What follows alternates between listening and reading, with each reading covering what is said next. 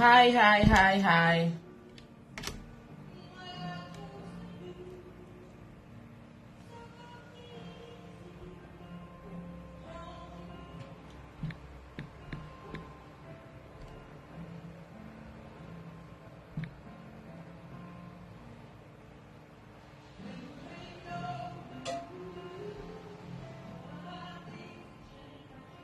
Hello.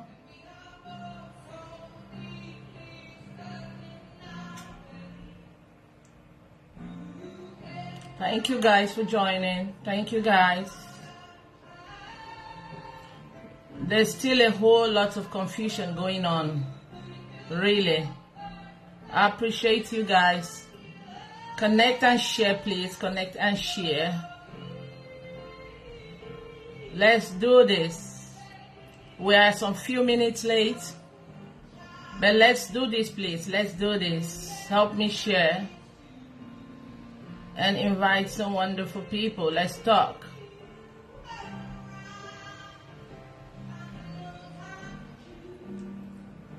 Yeah, I was connected to Bold and Beautiful Worldwide, but a lot of people are not able to connect on Bold and Beautiful Worldwide. So I'm back to Gold page.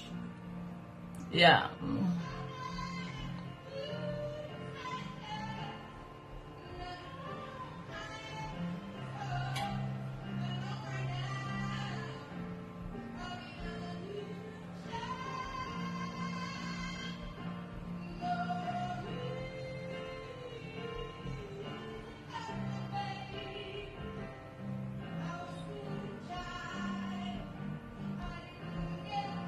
Hello, is my speaker there, my guest speaker?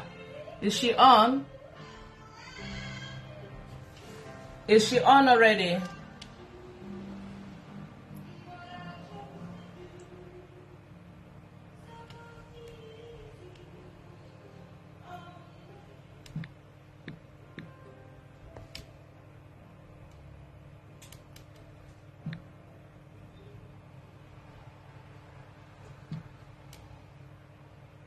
Okay. Can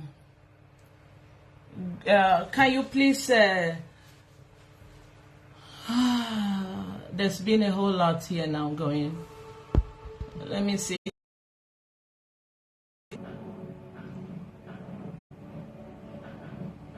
Can you send me a request? Let me see.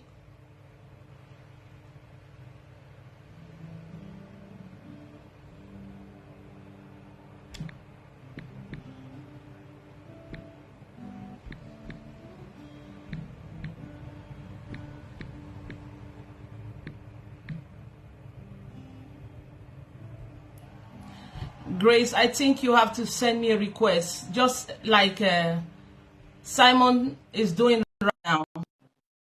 Simon is sending me a request. You have to try to send me a request so that I can accept it. Hello, hello, hello, hello.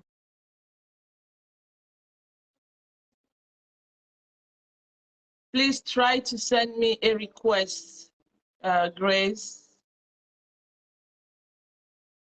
I have done that. I have sent you one. Hi, Simon. Thank you for joining. Thank you for joining. Yeah, but you have to send me a request, please, Grace. I have sent you a request. I have done that already.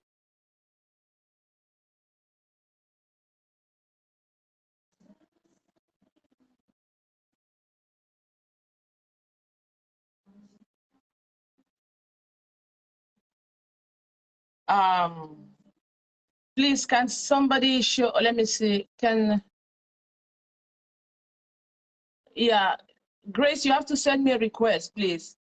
It's showing that you have not, there's no result of your joining, so I don't know what to do.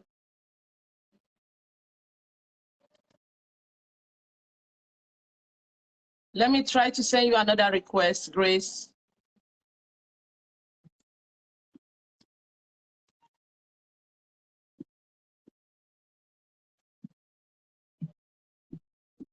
Hello. It's so stressful when we try to connect and it's not going.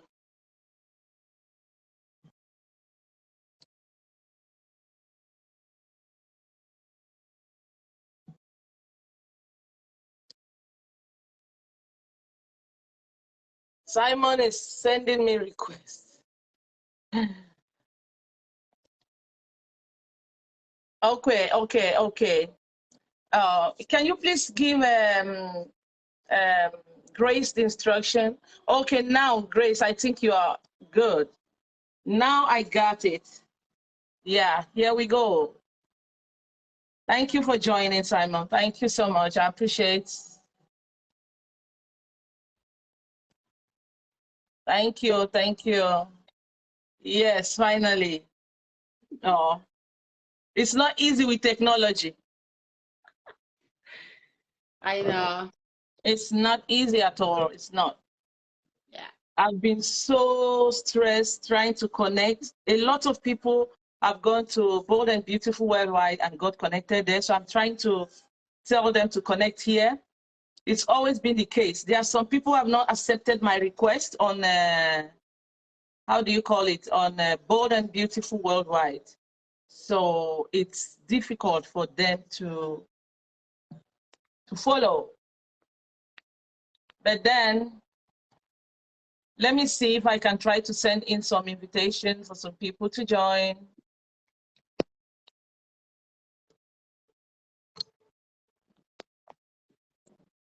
Just give me some minutes, please. Sounds good. Let's see what's going on. Please make yourself known if you're connected. Now I can see you.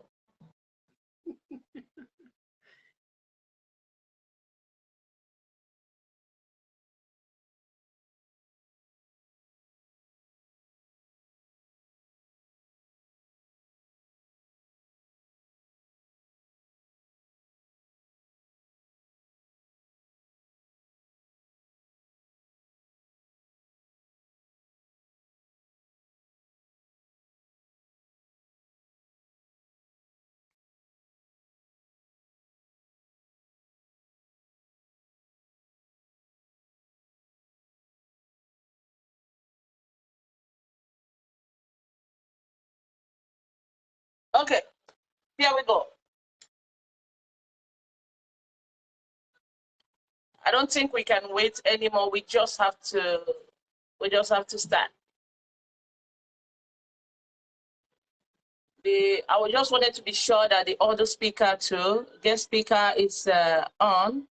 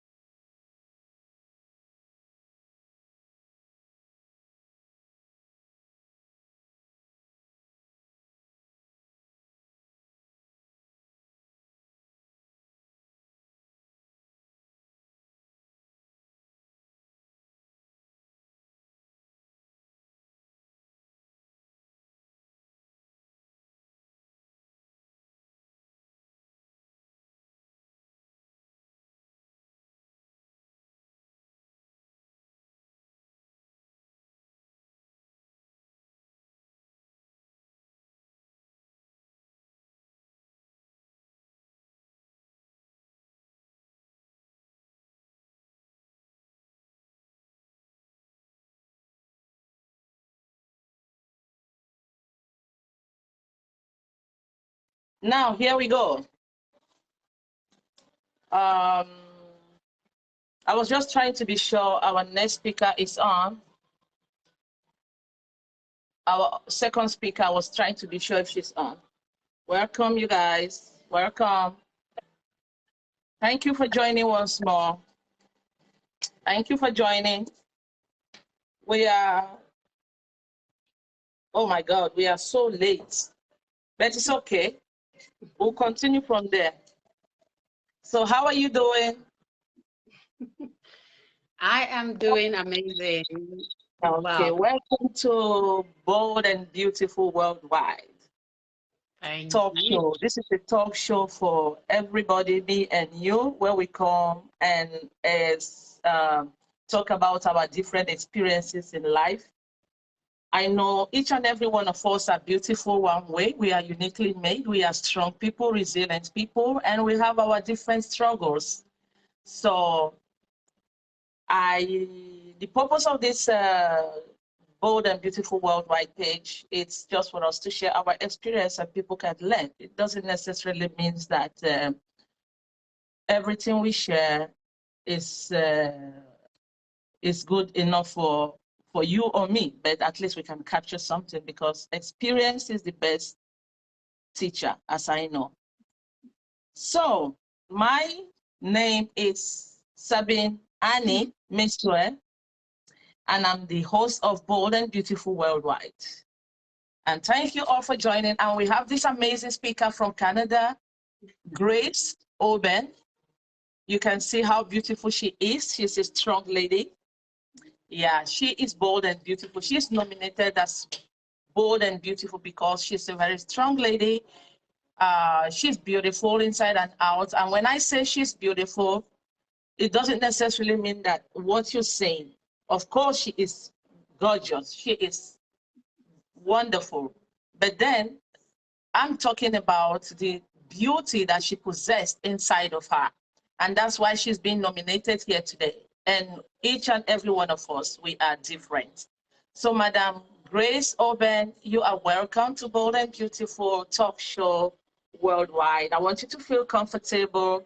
It's like you're talking while you're sitting in your sitting room and sharing some great, amazing idea. You're welcome once more.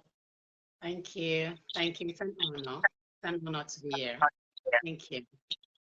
Yeah. Maybe you can increase your volume a little bit. Okay. Let me try to put it down a little bit here too. So. Is that better now? Yeah, I think so. It's better now. It's better. Yeah. So, can you please tell us a little bit about you, Madam Grace Oben? So, as you already said, my name is Grace Oben Mewanu, if I may add.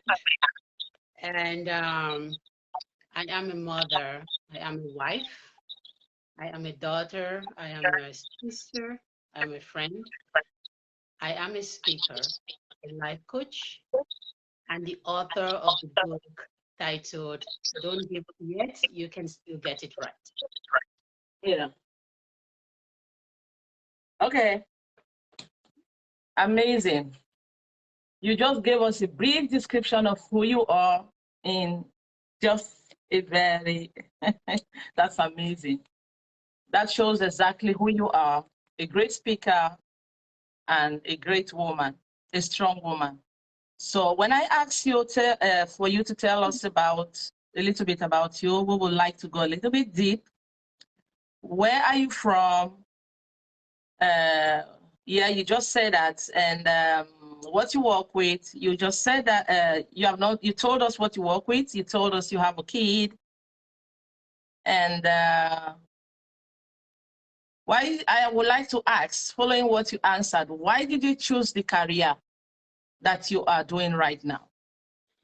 I chose the career because there was first a need for it.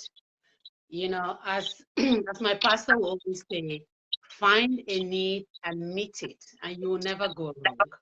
So there is a need for it. That is the first thing. Secondly, it's something that I love doing. I like lifting people up. I love being a safe place for people to, you know, to feel, to be themselves. Like what you're doing, like the show you're doing. you're creating that atmosphere, that safe place for people to just be themselves, right? Yeah. And what life coach, a life coach does. You know, I help people in their journey of life. I help people figure things out. I help people identify their purpose and pursue their purpose. You know, I help people see that they are much more. They are much more than their past, their mistakes. I let them know that they have a gift, they have a treasure on the inside of them. And then I help them to tap into that treasure and bring it out, right? And create the impact, like the impact you are creating now. You know, having the show, hosting the show every Saturday, it's not convenient for you because you are a working lady and you're creating time to do this, right? So it's not easy, but because of the vision that you have for this show, you are doing what you're doing. Right? So that's what I do. I just help people. Because there's a need, so I went into it, and I'm happy that I'm able to be that person that it's really helping people to achieve their dreams, live their purpose, right? So yeah, that's some of the reasons why I went. Of course, you to reward myself financially, of course. I won't leave that out because most of the time people say, oh, I'm just doing this just to help people. Yeah, that's one of the reasons and a great reason, but also it's a business, right? So yeah. Wow, that's amazing. You see, that's the reason why you're being nominated like Border Beautiful, because we know you got a whole lot of things to share, a whole lot of energy, a whole lot of strength for us, and a whole lot of things for us to learn. And this is what Bold and Beautiful is all about, you see. Like when I had this vision about creating this, I was like, I know I have this belief that everybody are uniquely made. We are strong differently. And some people don't even have these common grounds to be able to talk about their experiences because there are so many people out there who are lacking, who are confused. And just listening to somebody's story or testimonies or your growth, your way through your growth or success, they can be able to learn and adjust something in their life, you see. So that's why I got out this idea. I'm still learning every day. I'm that kind of person who like to learn, and I like to meet new people. And I'm all over, if I should say. I'm that kind of person who is all over in a positive way anyway. Yeah. So, and that's the purpose of Bold and Beautiful. Thank you, Madam Grace. Thank you so much. So that takes us to the next question. Can you please tell us, what are your strengths? Oh, my strength. I have quite a number of them. I am a very loving person. Kindness is one of my greatest strengths. Kindness, love, determination. You know, determination. My daughter calls me the go-getter. She said, if you want something, she will go for it to get it. And in a very positive way, you know. I am a go-getter. I go for what I want, but then without compromising my value. You get my point? Without being, stepping on people, hurting other people. I mean, not everybody will agree with you in every way or everything you do. Yeah, determination, discipline. You know, those are my strengths. I'm a very determined person. I'm a principled person. I work hard. I'm a hardworking person.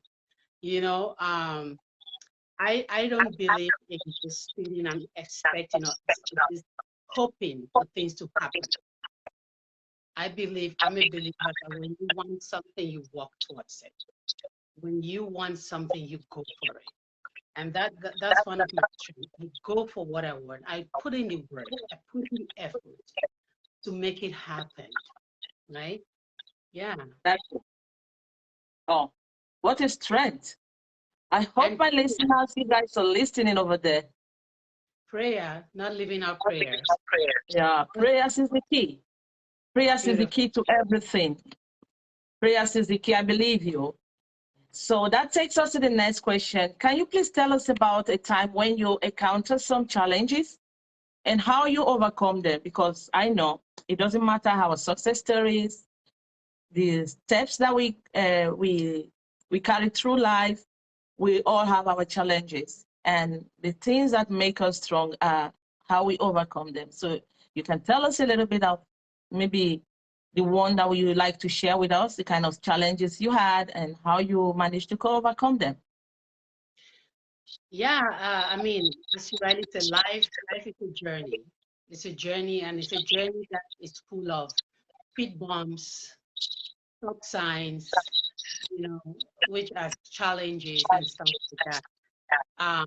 However, I think what makes us stronger is our ability to overcome those challenges. And I have faced quite a number of, like a lot, like uncountable, on a personal level, business level, career level, you know. And one of them that I would say is a situation where I went into partnership with a friend. And in the middle of, you know, when people get into business, they just think that, oh, I'm just going to do this and the money will just start coming in. Clients are just going to show it up. It's not like that, right? You have to invest, you have to nurture it, right? There is a time to sow. There's a time that you just sow and sow and sow, and you might not be seeing the harvest, right? But then the harvest is going to come. But I went into business and we were all in, put money in, to the point where we even took a loan, you know, to invest it in this business. And in the middle of it, he just said, I think it's taking too long for this to really mature than I thought. I don't think I'm able to continue to invest money in this and that, and he backed out. I was heartbroken because we had put in so much money, effort, time. But again, I am again someone that believes that if you fall, you can only remain there if you choose to stay there. And I decided to, there's a book I read that says, when you face a situation, count your losses, learn your lessons, get up, dust yourself, and just move on. And that was exactly what I did. You know, I counted my losses. I learned all the lessons I took from that situation. I woke up, I cleaned up the dust, and I moved on, and I just kept going. Because as they say, when there is life, there is hope. As long as you're living, it doesn't matter what challenge you face, whether it's in your career, whether it's in your personal life, whether it's in marriage, whatever it might be, as long as you just step back and say, what can I learn from this? What is it teaching me? You know, Steve Harvey would say, in every situation, there is a blessing and there is a lesson. Yeah. You get my point. So what is the lesson in this situation, in this challenge? What is a blessing? You get my point? Because sometimes when we go through challenges, like disappointment, for example, and we want to kill ourselves, we want to stay in there. We just keep playing the scene over and over, keep playing the tape, and not really step back and say, okay, what is going on here? What is really happening? You get my point? What is really happening? And what can I really take from this? You get my point? What can I take from it? Challenges are not there to keep us down. They are not there to break us. Yeah, you will cry. You will feel bad. Maybe you don't want to talk to anyone for a whole day. But don't stay there. Don't stay there. Train yourself, because train yourself to be able to wake up back and say, hey, what just happened? What is going on? You know, what is really going on? Try to understand what just happened, no matter how terrible it is. Try to understand what just happened. Because when you take that position where You not just let the challenge take you, but you step up and say, okay, what is going on? What just happened? Why did he just do that to me? Why did he just do that? What just happened? That will put you in a position where you're able to analyze the situation. Yeah. And when you are in that position, you are in a position of power. So when we keep asking, why me? Why me? Why would it happen to me? This is me. I just knew this was going to happen. I knew that, why? When we keep asking, why did this happen to me? Why me? Why not you? Why not you? It came to you, it happened to you because you have the solution. It happened to you because you have the solution. But if you are not able to ask yourself the right questions, which is, for example, what do I need to learn from this? What just happened? What do I need to learn from this? Yeah. Why did this happen? Take note, why did this happen is different from why me. You get my point? It's not the same question. Why did this thing happen? It's different from asking, oh, why me? But once you start saying, why me? Oh, why me? Oh, God, why? Then you are playing the role of a victim. Then you're already seeing yourself as a victim. You're already defeated. But when you step back and say, okay, why did it happen? That's true. Wow. What can I learn from this? What can I learn from this? And how can I use this as a strength, as a weapon for the next step? Then it make all the difference. Wonderful. I'm speechless just listening to you. You know, when you talk, because what you do, it's a kind of gift. And when you're doing this, you just capture people. You capture people, you make people feel relaxed, and that's the most important thing about this. Yeah. So, I mean, what is strength that you have? What is strength? What an amazing strength that you have. Yeah. You see, that is why we nominated her. She's a very resilient kind of lady. She doesn't see the defeats. She sees just the goals in things. Yeah. And that is what is pushing her more to do whatever thing she's doing. Thank you so very much. Can you please give me 1 minute? Not even 1 minute, 1 second, please. I have to adjust something.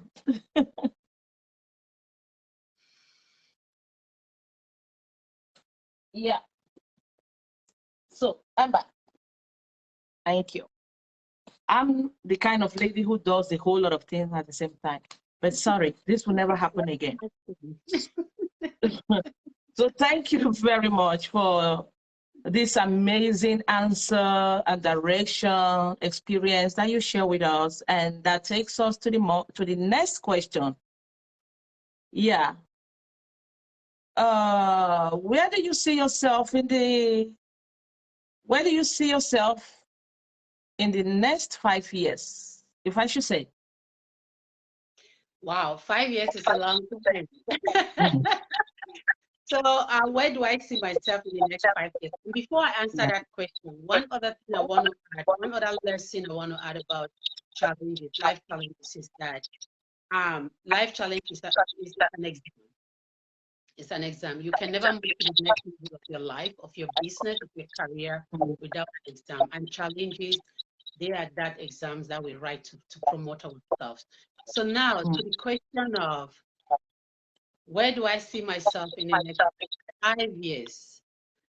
I just see myself continuing to create impact in a bigger scale, in a bigger way.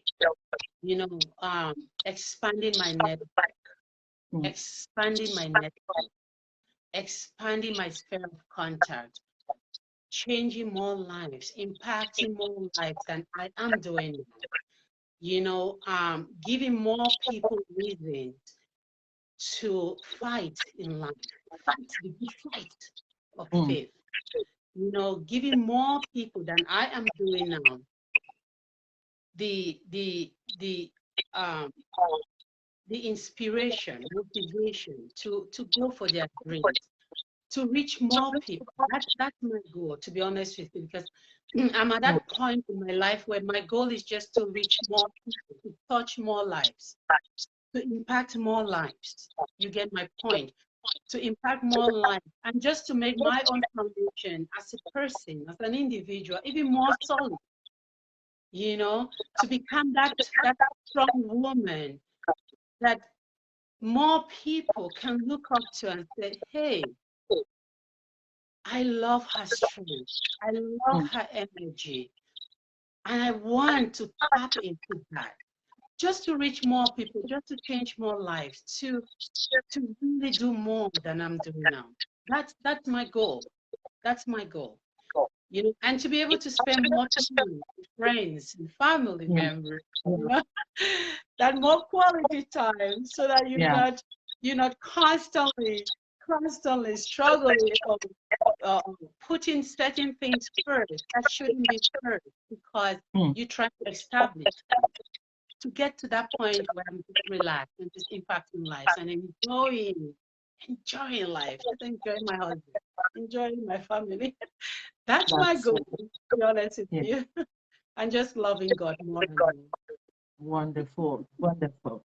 So that takes us to the next question. We know, despite the fact that you are a strong lady, you're a fighter, you impact a whole lot of people, but you see, even the stronger people, even the strong people, they do have their own time. So can you please tell us, whenever you feel overwhelmed or lose focus, what do you do? Oh, I have quite a number of things that I do. First of all, my husband is my best friend. I just talk with him, and he's such a comforter. He's just amazing. I call him my perfect gentleman. I talk with him, and it helps, just sharing that with him helps release. You know, helps for the release. And then another thing I do is I love music. I love to dance. You know, I play my favorite music and I dance. And I just sometimes I just play a beautiful song and I just throw myself into it. You know, and then there are times that I just step back also to really reflect on stuff. You know, having that quiet moment to just reflect on things. You know, it also helps you to really position you right. You get the point. Position you right. Meditation is an amazing tool. I use meditation as well. There's just this magic about meditation, you know, where you just play this cool, calm instrumental at the back, and then you just relax yourself. You close your eyes, you know, then relax and shut out the whole world. Just shut out everything, whatever the problem is, whatever, shut it all out and just keep yourself in that place where you just have that touch with your inner person, connection with your inner person. So these are the things I do sport too. I climb on the treadmill. If I want to just release that negative energy, I climb on the treadmill and then just run. You get my point? And then run. So those are the things I do. Those are the things. I'm not the person that when I'm overwhelmed, I call friends. I'm not that kind of a person, because I always like to process and release using those techniques that I just listed. So those are the things I do. Those are the things I do. Wow. What is strength? What is strength? And that takes us to the next question. What motivates you to get up every morning? What motivates me to get up every morning is the fact that I was born for a purpose. My purpose is what motivates me to get up every morning. And then the beauty of life, the beauty of life motivates me to get up every morning. You know, every morning when I get up, I wake up to a satisfied Father. And I say, Lord, today is a beautiful day, and I'm just going to enjoy this day. You know, those are the things. Family, my family motivates me to get them. The clients I impart, I attend to, they motivate me to get them. Life in general motivates me to get up. Yeah. Wow. Oh, there are some people, you know, to have such a strength, to have something or things that motivates you to get up, to want to wake up every morning and do your usual. It's not easy because with the world of today, there are a whole lot of people that find it so difficult to get up in the morning. There are so many people, but if I should say, I'm one of them who have a problem getting up in the morning, but I am strong getting up in the night. And when I found my strength, that was when I started working nights. But it's not been easy. Yeah, I work nights, and after this, I'll be heading to my place of job where I work. So, I mean, that's my, in the morning, I don't have this energy to wake up. I just want to relax and sleep. But when I found my energy, that I'm a night person, I said, but why not? Why won't I make money from this? You see? So I am the kind of person all through the night. I am very active and I make a good sum of money out of it. Yeah, that's what motivates me to wake up in the night. That's so beautiful. That's so beautiful. You know, that piece of awareness. You can be truthful to yourself. It's so important, you know, in the journey of life. Being aware and be honest to yourself. You know, that's self understanding. Yeah. And then because you kind of figure it out. Because another person will still be struggling. You get my point. But you are truthful to yourself. You say, hey, I'm not a morning person. I'm a night person. So I'm going to get a night job so that I am not struggling every day to go to work. That is so beautiful. It's so amazing. That simple honesty changes a lot of things. You get my point. And that also can be applicable or can be applied to lots of other things. Because there is no point struggling to do something that you know that you are already good at something else. Why do you want to learn 10 other things? When you're already good at something, why not build on that thing that you're already good so that you become great at it? You get my point? So that you become great. Why waste your time? Why waste your energy to, oh, I also want to know this? You don't have to know everything. There are people who know this. That's why there are other people there who know it, and then you get them to do it for you. You focus on what your strength is and build on that strength so that you become so strong, like what you just did. Yeah. That's it. Yeah. Because if I could talk about that, I remember when I was going to work, I had to wake up early in the morning. In the hospital where I work, you have to be there by already 6:45. And I have so much difficulty waking up, and that made me to call off sometimes that I don't feel good and I stay home, and that made me to be losing a whole lot of money. My economy, my finance wasn't that good, but then I just like, and during the night I just sit up, watch a movie and talking to myself and disturbing all the American and Canada people that are up at that time. So then I said, I'm losing money during the day, and why can't I use this strength to make money instead of like being there available when you're disturbing those other people who are at their job site? And then I applied and tried to see if I can get a night job, and I did, and that changed a whole lot about my life, my finance, my flexibility, about everything. I can travel more, I can meet people, I have more time for long days of rest, that I even get tired. I'm even trying to seek more time to even work more, you see. So it changed a whole lot of things about me. And that is why it's good for people to be able to understand, to know their self, to know their strengths, to know when to take a stop. And it doesn't necessarily mean that what we are doing, we are not doing it right, or it's not our calling, it's not what we need to do, or it's not going to bring us anything. No. In that same field that you are, in that same problem that you have, you can still find a solution if you look wisely. Yeah. So that is what I did, and I was able to get out and make some money and make myself happy. Yeah. So wow, what an amazing. I hope people are watching and connecting, because this lady we have here today, she's an inspirational speaker. I mean, she's a life coach.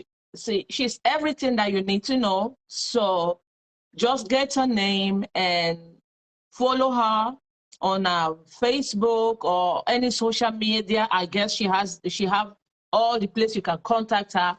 So if you need any advice, just listening to her testimonies or her experiences about life, try to contact her. Yeah.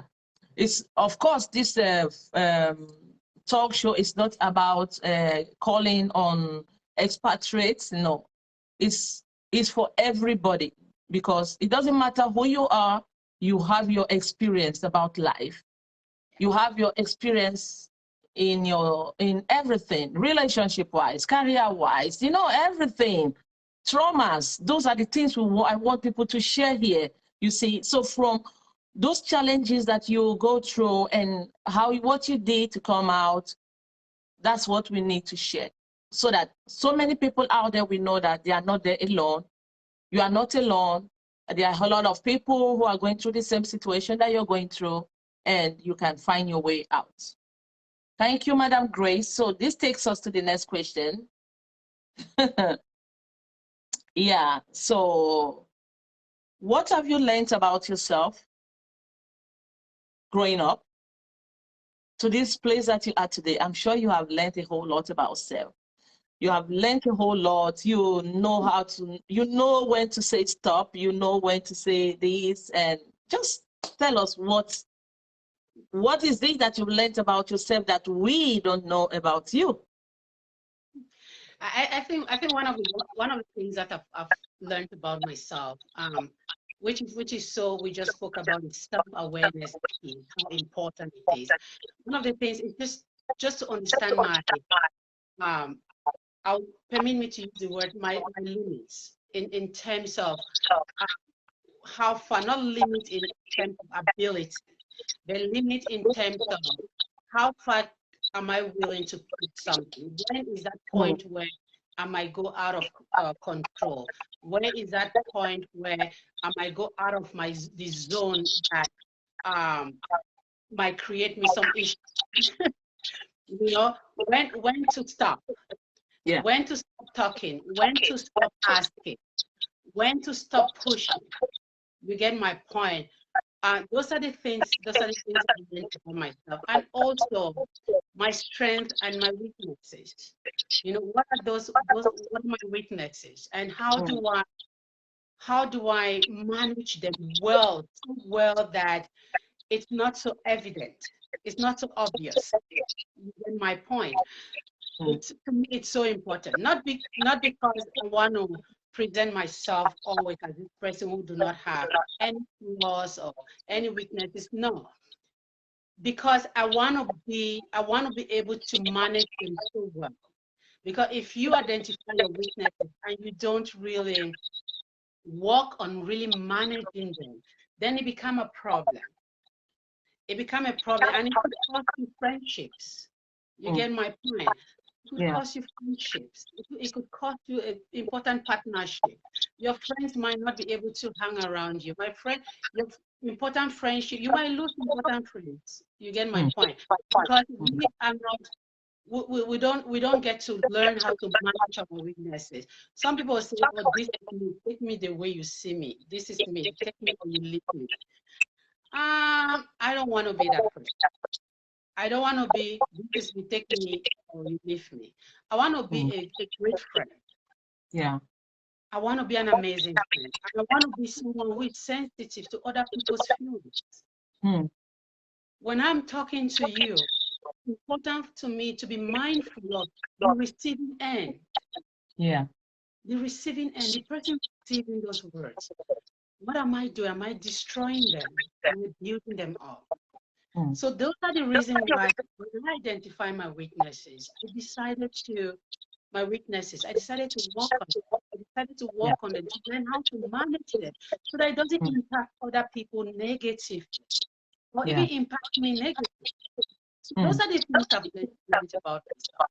You know, before I was someone that when I get upset, when someone gets me upset, I would just shut the person.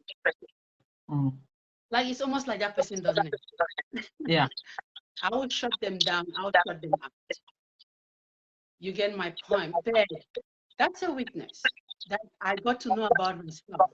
But I learned how to work on that. I learned how to work on that. I no longer shut people out when they wrong me, when they offend me. I don't shut them out. It's not the right thing to do. You know, I don't shut them out. Now I've learned how to manage that.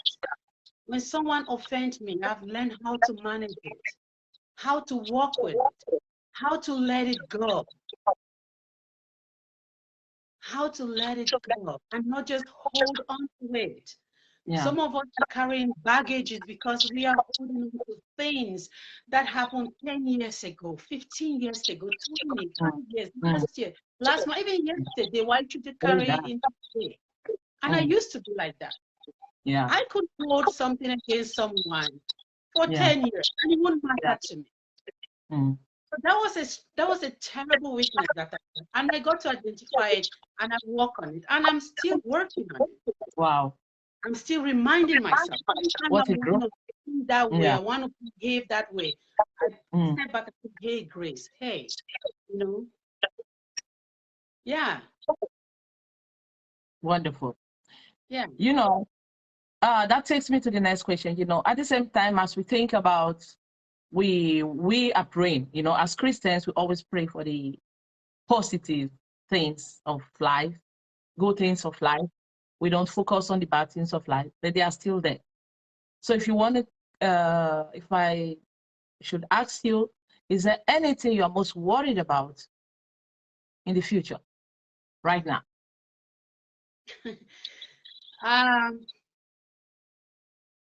There are always going to be worries, you know, but the Bible has told us that we shouldn't worry. I love that. The Bible really clearly states that, and even asks the question, that by worrying is going to change anything. Yeah, there are always going to be reasons for worry, but I refuse to worry. I refuse to worry. And every time, of course, there are things that when you think, you're like, oh, you don't want this thing to go wrong. You don't want this thing to happen. You know, but what I do is I just pray, keep praying.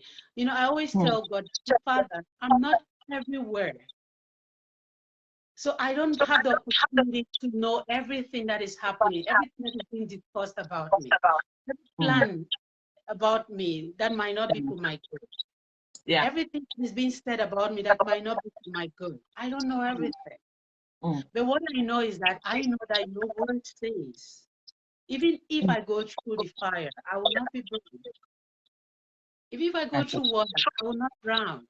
And that is all I bank on. That assurance. Yeah. Assurance. That's true. You know, and then again, everything works for the good for those who love God and are called. So I love Him, and I'm called. And when I say I'm called, I'm not saying I'm a pastor or a bishop. We are all. We've been called. Yeah. We just need to find out what that calling is. That's it. So that's all I bank on, the word of God. So because of that, I refuse to worry. Even if I want to think of it. I just touch myself really quick. I'm like, hey, Grace, your Heavenly Father knows all things.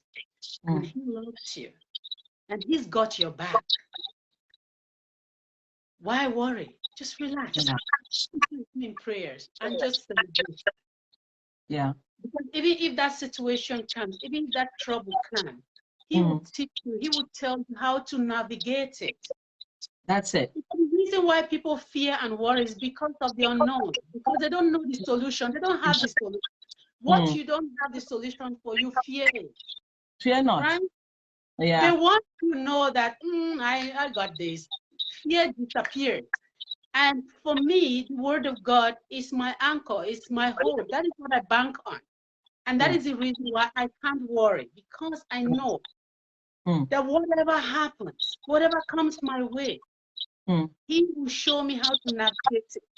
The Holy Spirit will guide me how to navigate it. He's my teacher. Wow. He's going to teach me what to do. And I'm just going to do it. Yeah. Right? And there's this saying too that they say, that I hear a lot of people say, and I think I imply it in my life for some times now, and I see the positive impact of it. Like people say, try to think positive. Don't worry about the future. Whatever you have in your mind, that is what comes to you. But by the time you are focusing on positivity, you're thinking positive, and you're just thinking that things will be fine, you attract that positive energy. Hello, Rita. Yeah. It's so true. So now, yeah. Just go to Gold's page. Sorry, the next speaker is on. Just trying to ask me where she can be connected. Go to Gold page 76. A lot of people try to go to Bold and Beautiful. They were not able to connect. No, it's not on YouTube. It's on Facebook. Facebook. Go to Facebook. Go to Facebook. I'm live there now. Go to Facebook. Oh no, she's asking me if she has to chat on Messenger. No, I don't know how to contact her, but Kaka, please, can you tell Rita, please tell her that she should come to Gold page 76 and join the live. So when the speaker is off, then she can come in, please. It's not on YouTube. I think I already told her. It's not on YouTube. It was supposed to be on Bold and Beautiful Worldwide, but now a lot of people are connecting on Gold page 76. So please tell her to get connected on Gold page 76. Rachel, please, can you tell Rita, because I can't reach her right now, but I can see she's sending me a message on Messenger. Tell her to go to Gold page 76. She will see me live there, and that's where she can go connected as soon as the first speaker is finished. Yeah. Sorry, you know, when we are starting things like this, there are a whole lot of people who have a lot of things to do, but I still appreciate everybody and their time just being here. I mean, I'm humble, and it's an honor to me for just honoring that. So what I was talking about is negative energy to attract negative stuff. But when you are positive about life, when you are positive about things you do, everything, you have a positive energy, because positive energy, positive thinking, they attract a whole lot of. Hi Rita, you're welcome. Thank you. Just stay tuned. When Madam Grace Oben from Canada, one of the first guest speaker, when she's done, then you will get connected. Thank you for joining. Yeah. So when you have a positive thinking, you have a positive energy in life, you attract only positive things that happen to you. So I believe exactly what you said. And of course, whatever we believe in is prayers. Prayers is the key to everything. We don't really need to worry, because I bet you before we are created, God already has a purpose and a plan for us. But then it's like our children, when we have them, we already see a vision about what we want them to be. But of course, those visions are not exactly, it can be our own thinking, but they have their own visions too in life and their goals in life and whatever they want to be in life. But then we try to guide them through. So that is why this, the Bible also tells us that before we are created or born, the Lord already have a purpose for us. So we shouldn't worry about it, but we should always focus on our energy on the positive side of things. So then you can attract positive energy, Mother Nature, that brings you all the positive energy. I know you got the answer to that, but I just needed you to talk about it so that the audience can follow you and listen and learn from it. Yeah. Thank you so much, Madam Grace, Mrs. Oben. So let me ask you this. I know I have great questions. How would you like to be remembered? Oh my gosh, how would I like to be remembered? Yeah, because you know, a lot of us, we talk about, I was watching TV on the other day with my colleague, and they were talking about this guy who died, and they were, when he was alive, we never heard any good thing about him, and people were just like, he was this, so he was so that, he was so that, and she was like, why didn't he get all these compliments when he was alive? And why is getting it when he's gone?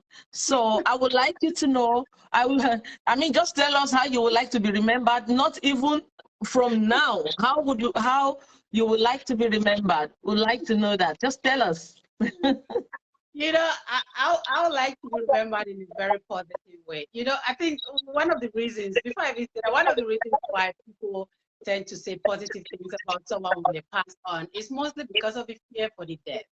And also because people, you don't want to be your popular person who says something negative about it, then everybody will just attack you. You get my point. But how I want to be remembered, I want to be remembered as that person that impacted lives, you know, as much as possible. That's it. I mean, everybody will know you in the way they know you. But yeah, that's how I want to be remembered. Nice, kind, Grace. Like the name that you know explains my name. the person that explains my name. You know. So yeah, someone who impacted lives. Because at the end of the day, the Bible says, "He who wins souls is wise." You know, he who, when you live a life where you impact lives positively, it's a wise thing to do. And people will always remember you for that good. People always say great things about you, you know. So wow. Yeah. What an amazing lady. So that brings me to the next question. What is that one question that you wish I could have asked you and I didn't ask? My goodness. I don't know. I think you asked me such an amazing question. I think if there is a one question,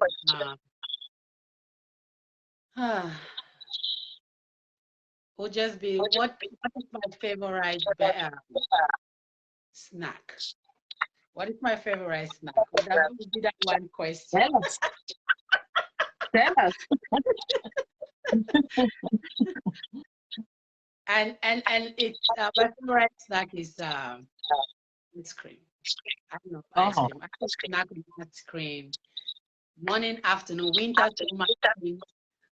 Do you have a favorite, a particular kind of ice cream that you like most? The strawberries, the da-da-da, and da-da-da. I like chocolate. Oh. Okay. Anything chocolate. Okay. Anything I will chocolate. remember that. I will remember that. I will remember that. So, thank you so very much. Thank you so very much, Madam Grace. Thank you for your time. You are such a wonderful lady. And for those of you who didn't connect earlier, which I should say, forgive my bumbling sometimes. Yeah, this is Madam Grace Oben. She is a speaker. She is a life coach, and she lives in Canada. She's married with kid, and she has a wonderful life. So, I mean, this is an amazing lady. She's a strong woman. She's bold and beautiful. She is resilient. She's a career woman. She's a go-getter. She is a strong woman. But, you know, there's this empathic side of her that just looking at her from the distance, the only thing you see in her is you see this strong lady, but you don't know that there's this soft part of her that a lot of people out there possessed. But just seeing them, you just see the strong personality, but you don't see the softness in them. Yeah, this is all about who this lady is.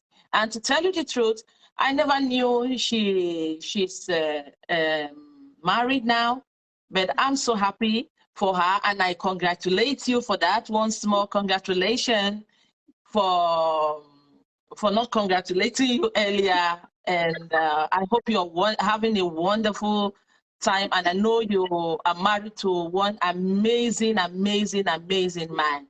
Yeah, so that takes me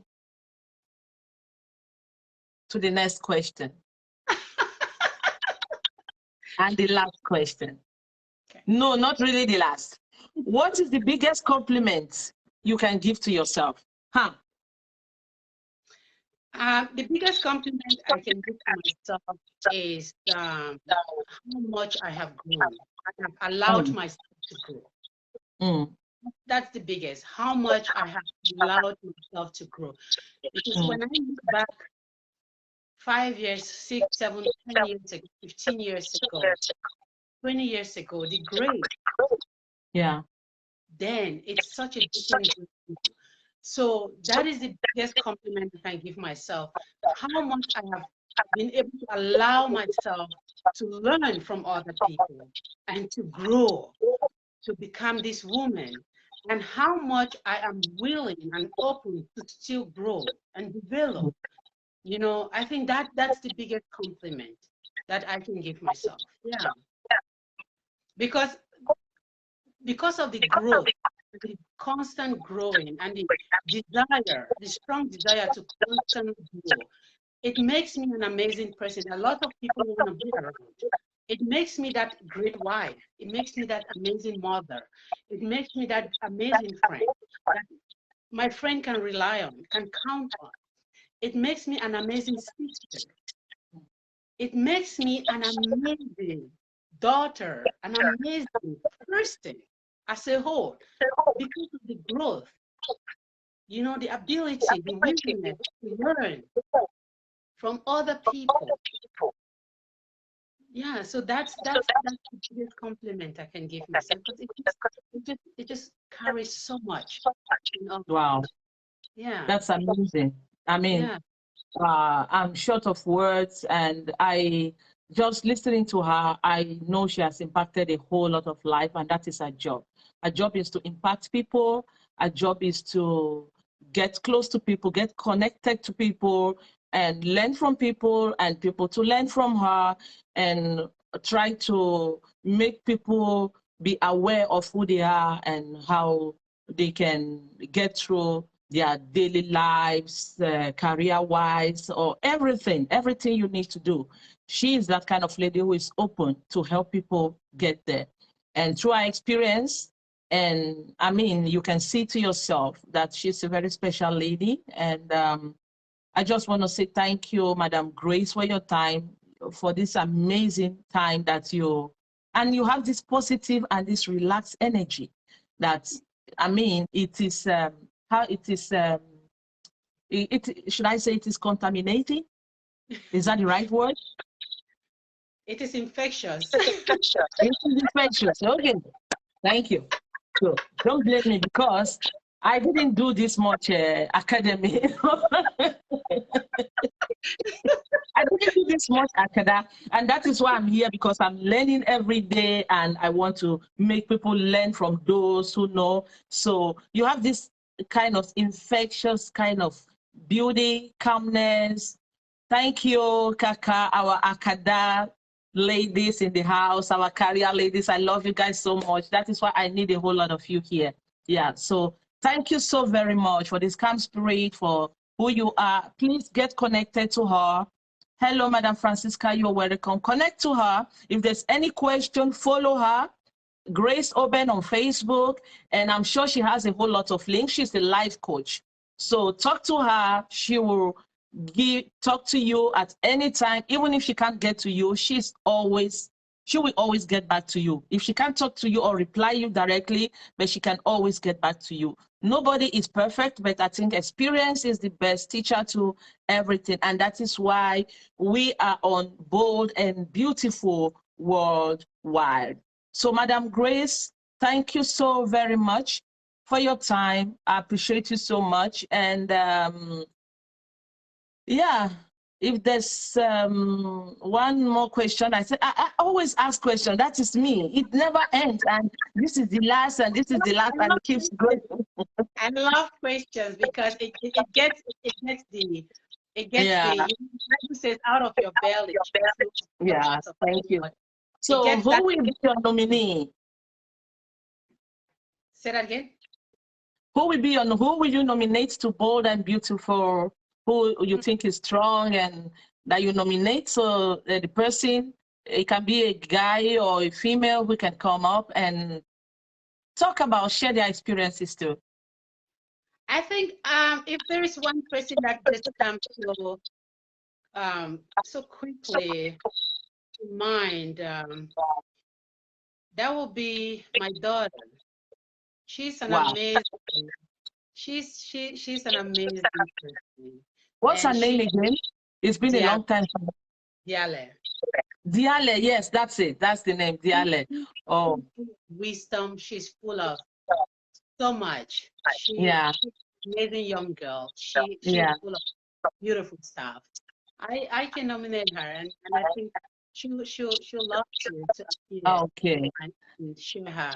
So, Madam Diale, I hope you're watching from wherever you are, because you have a very wonderful, beautiful mother, and she just nominated you because it is not easy for us to talk about our kids like that. But of course, everybody want to speak positive about their kids, you know, because I also have the most wonderful son. That's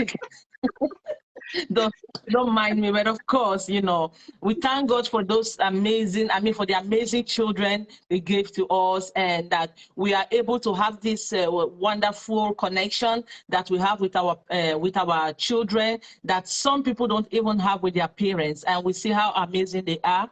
So Diale, wherever you are, if you are watching, and I'm sure you're gonna watch soon or later, your mom is an amazing lady, and she just nominated you, and we are waiting for you to come and give us all those qualities that you have as being bold and beautiful. So you can tell us your time. Next week, I think, is booked, but then make your time convenient to you, and you tell us it's every Saturday. Your mom can let you know the time, because I'm not very sure. It should be about 9 o'clock Canada time or 11 o'clock. 9 a.m. Calgary time, because Calgary has a different time from Toronto. Calgary is 2 hours behind. Okay. Toronto is 2 hours ahead. So it's 9 a.m. Calgary time, which is 11 a.m. Toronto time. So there's a difference. That would be great. So please, Madam Grace, can you please contact her so she can contact me and she can book in what time is convenient, or date that is convenient for her, not time. We have the same time, date that is convenient for her to come in and join us. So I will let her know. I think she's an amazing inspiration to young girls. Amazing. She's a lawyer, by the way. She went forward to the bar 1 year ago. Oh, wow. So she's a very successful young lawyer. So that's why I nominated her, because I believe that she's got so much to share that it will inspire a lot of young people as well. You see? Yeah. You see, this is what we're talking about. Bold and Beautiful is growing. We have these amazing people with experiences. And, you know, I never prepare any questions for anybody. I just ask randomly because I want you to feel comfortable wherever you are so we can be able to, to get connected to each other and let the viewers also get connected with us. We have so much amazing speakers that are already lined up that are going to talk. So, Madam Grace, let me not take much of your time. I will just say thank you for coming. And Diale, we are waiting to see you and on Bold and Beautiful very, very soon. And we know you are such an amazing lady too. So, Madam Grace Oben, thank you so very much. And say hi to those in Canada. Let them join, share. And please follow Madam Grace Oben. She is a very fun. I've said that a whole lot. I love giving compliments. I love asking questions. I never stop doing that. Is it bad of me? I don't know. It's a beautiful But this is me. Yeah, so thank you so much. Thank you for your time. And I really do appreciate you. Much love, love, love, love, love, love. It's all about love, love, love, love, love. Thank you. And have a wonderful weekend. You can still stay tuned for the next speaker to get connected. Yeah. So thank you, Madam Grace. So Rita from England, she will be connecting now. So I will, let me see, maybe you can send in, or I'll just add you now, Rita. Are you there? The next speaker is coming up. Okay. Rita, add Rita. Rita, can you just please try to send an invitation so I can accept it? Can you send it? Because I'm trying to accept your, maybe you need to send it.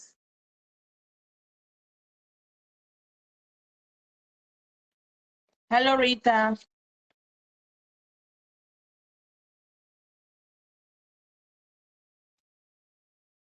Hello, Rita. We are waiting for you.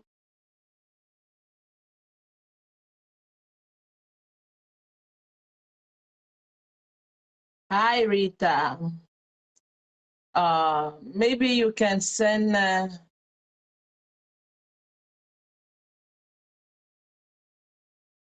Okay, I've just sent you a request so you can accept it. So you come on live broadcast. Yeah, I think she's joining now. All right, sorry, I didn't know that. Can you hear me now? Yes. Okay. Hello. Hi.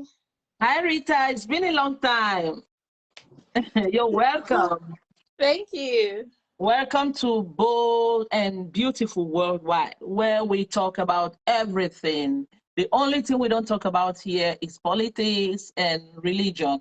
But of course, it doesn't matter what religion you have, you can always quote with your Bible, you can always quote with your Quran, you can always quote with whatever belief that you have. And Bold and Beautiful is all about sharing our experiences of life. And yeah. Oh, I didn't ask people to ask Madam Grace. She escaped that because usually the audience had to ask a question if they have any question to ask. But Madam Grace, I forgot to ask the audience to ask any question. But anyway, I think Madam Grace is still on. If there's any question that you guys have for Madam Grace concerning what we talked about today, you can always write and she will be reading because she's connected. Yeah. So Madam Rita, you are welcome. Rita is joining us from England, UK. She is nominated like Bold and Beautiful because she is one strong lady too. She's an amazing lady. She is resilient. She is a go-getter, a career woman, of course, and she's natural, you know. So this is what Bold and Beautiful is all about. It's not about expatriates. It's about people coming out there to share their experiences of life. Yeah. And from there, we learn from each other, you see. So welcome, Madam Rita. Thank you. Yeah, and is there anything I don't know about you that you want to tell us? Who is Rita? Well, thank you for having me on the platform. I suppose now that you spoke with the previous speaker, so people nominated people, so I'm guessing who could have nominated. Yeah. Rita, I'm from Nigeria. I live in England. I am in my 40s, late 40s, and I've been and she married. doesn't look it. Thank you. I've been married before early life. Got divorced, cancer. So, and now I am single, but not really please. I mean, sometimes you just have to enjoy what you've got. So I'm working currently as tester. That is a new category moving.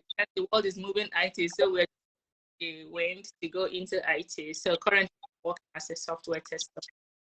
And that is about, so if you ask me a few questions that I can, maybe just go into details. Okay. Yeah. That takes me to the next question. What can you tell us a little bit about tester, working as a tester? Okay. What is it about? It is like this way you are media, you are using somebody is a program, somebody wrote that program, and all this program before they put it into for the public to start using, there are some of people that used it maybe in the background, use it for 2 weeks or for 1 week or for whatever. That is before they say, oh, this is good for the public to start using, then you release it. So that is that job, testing a product to make sure that customers' requirement for the what testing is all about. Okay. So if you guys hear what Madam, I think you can correct your volume a little bit because it's breaking, a little like that, on and off. Yeah. So Madam Rita is telling us that her job as a tester, they focus on testing every new product that is produced before it goes out to the market. They are the ones who have to give a go to say, yeah, this product is good to go to the market where people can use it. If a tester doesn't give a go, then the market cannot, the product cannot be in the market. Yeah. So I know that you have a whole lot of careers before that. Can you tell us more about what you have worked with or what other, career-wise? Yeah, this testing just started like 2 years ago. So before then, I worked as a document controller in engineering firm, like specifically civil engineering or oil and gas. So presently I live in England, in Birmingham precisely. But before now, I moved into England 6 years ago. Before that, I was staying in Scotland. So there I got this working as a document controller. You know, I am this kind of a laid back somebody. I'm not career pushy. I just like all those kind of life that you just relax, life just keep moving, and then you follow. I follow the flows. I follow the wave, and I'm stable and all that kind of thing. But when my marriage broke, and then I have to stand on my own feet, and I realized that I have a lot of responsibilities from Africa, because you know when you're married, sometimes it feels you from people don't ask you for a lot of things because you're a married woman. Your family don't really come forward to say, I need this, I need that. And maybe you close your eyes a bit from the need of your immediate family.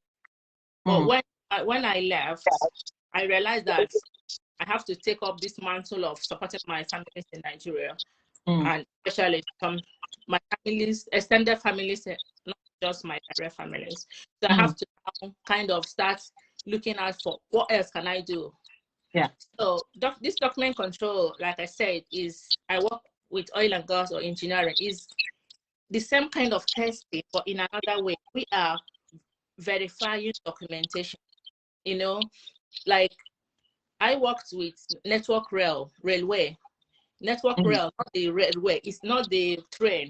The people that build the rail track.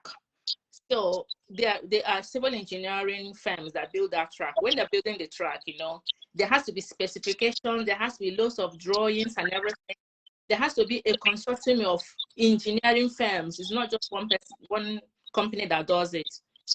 So those companies, they have to be moving drawings and documentations and files from one place to the other. So a document controller is this person that stays to use a system that when A brings their drawing and wants B to review it, you send it to a document controller. The document controller, first of all, has a checklist to say this drawing will contain that. You check everything is good. Then you send it to the engineer that will review it. The engineer will look, oh, this drawing is not good enough. I want that. That is marking it up. And then it will return it to me again. I'll send it to this other company, say, this drawing is not good enough. Can you revise it? So my job is to maintain that increment. When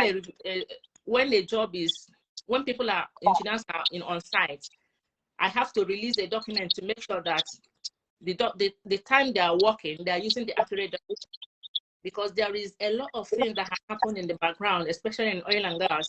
You think of the Pierre Harbor accidents and all that, meaning that some of them, they use drawings that has been superseded, old drawings, then miss specification, and accident happens. So to avoid that, they coin that document control career or role that there will be a medium between A and B, and somebody to manage that document to make sure that at every point in time, the document, the drawings, the specifications that are to be used for any particular is the correct one, is right, correct, yeah, something like that. So that is what I have been doing for the past 15 years before this IT career came off. And if you look at it, there's a little bit of kind of similarity. Yeah, it is. Explaining from what you go, your job is to test everything about the railway and quality control, quality verification, and that's what the tester does too on every product that comes out there. You see, so I'm sure you divert into being a tester. It wasn't that you didn't face much challenge, or is there any challenge you would like to share with us while changing or diverting to work as a tester that you faced? Because in testing, you're testing a software, right? Yeah. In document control, you are quality checking documentation before the document before they do a job. Yeah. You quality check that document before they go to the field to do that job. Yeah. But on testing, the job is already done. Somebody is going to check. Okay, for example, because even in railway industry, when they have finished, we are the ones that are doing the job. When it has been finished, there has to be a tester to come and test. So people that will do test run, remember, test run. Yeah. They have to go and do test run on all the tracks to make sure that train, it can work. That's true. So, Okay. But did you have any challenges while diverting to this course? Yeah, the terminologies are massive. The difference is just, for me to get my head around all the software terminologies it took me time. I'm still on it. Anytime there is something, anytime you move from one department to another, there is a whole lot of things you need to learn again. You know, there are so many times, the IT changes every time. I look at your WhatsApp. Recently, they have put something on WhatsApp now that you don't, when you want to reply, you do like thumbs up. You can attach the thumbs up in there, right? Yeah. The new things. So every time there are new enhancements every day. So it keeps changing. So your brain has to keep running up. But then, what did you do? How did you manage to be able to get through all these challenges? And networking, I would say support group. We have a lot of support. When you want to move, you have your friends, you got to talk with them. Let's move together. So we support each other. We are a group of people trying to make out. So it's not just me. So because of that, we have a support group that has been growing every time, and we are bringing people in as well, trying to give our community a good sense of life, because this career pays good money. People. So I would say good support, because there are some people that if you want to do it alone, it will take you longer. But if you have a community that is supporting you, you ask questions, you exchange minds, then it will be easier. It's difficult to change at in this our age. It's difficult to learn and relearn and relearn, because you have to create space in your brain to add more things. The brain is already tell me about it. So, yeah. Tell me about it. Yeah. So when you have your good community, your net support group, you help each other and you keep moving. Yeah. And didn't you have any difficulty, like you having another career, making money, and you changing to something else? Like, you know, sometimes we have this, what is the word? This layback attitude that, like, when you know you already have something, and yes, you have interest to do something else, and this push, this power, to be pushful, to be able to carry yourself from this other space, this comfortable space, to get out of your comfort zone to start something new. Yeah. Didn't you have any challenges in that? We have. It's COVID. COVID was the challenge. I will say COVID was the challenge. I will say COVID is the problem, and the COVID is the savior as well. That's it. Yeah, during COVID, we were working from home. Yeah. Because we're working from home, me precisely, because I have a company, I happen to get this loan to support myself, to support the bounce back loan. Yeah. And through that loan, we realized that there are a lot of things underneath the loan that is at some point it's becoming like difficult to pay. I would say that I make a wrong investment, and I know that my income at the moment cannot support paying the loan and the kind of life I want. So we started looking for, me and my friend started looking for a new career where we can pay the loan and still have a life. See? Yeah. So and somebody and be flexible, I can say. Yeah. Sorry? I mean that you have the flexibility to, like, even with the COVID, you can still work from home, or you can go out there and just make money from anywhere. Yeah. Yeah. So we can work from home because of that. I have time. That's your traveling time. You're using it to learn. I went for a proper training, but it's evening training and weekend training. The training hasn't stopped. We're still training. But because you're not on the traffic, you spend those going to work and 1 hour coming back to use it and improve yourself. Yeah. Wow, that's amazing. Yeah, still talking about your job. I'm so interested because I'm this kind of one laid back person when it comes to changing of career. I am as well. Sometimes I don't even know. I was like, I don't know. I would say life. I keep telling that's my particular friend, that life in Birmingham. I don't know whatever that made her, it convinced me to come to Birmingham is worth it. Yeah. Because it has, I love Aberdeen because Aberdeen gave me a very good sense, like it gave me a good start in life. I started with document control and I progressed up to being a supervisor in that career. So it gave me a very good start in life. But coming to Birmingham just broadened my knowledge and seeing the world. Aberdeen is just at the end of England and United Kingdom. So it's a little community. To come to Birmingham, and we said we came to Birmingham and we seem to be conquering it, you see. So wow, that's amazing. But if I have to ask you, what has been your favorite job that you've held, if there's any? Document control. If the money is not the factor, I will be there. It's just like I said, I've grown to that place where being a supervisor, so money is the factor. I need to push my earnings. If I don't have any need to push my earnings, I will stay in that control because you can just close your eyes and do the job. Wonderful. Yeah. So tell us about one or two of the most influential people in your life, and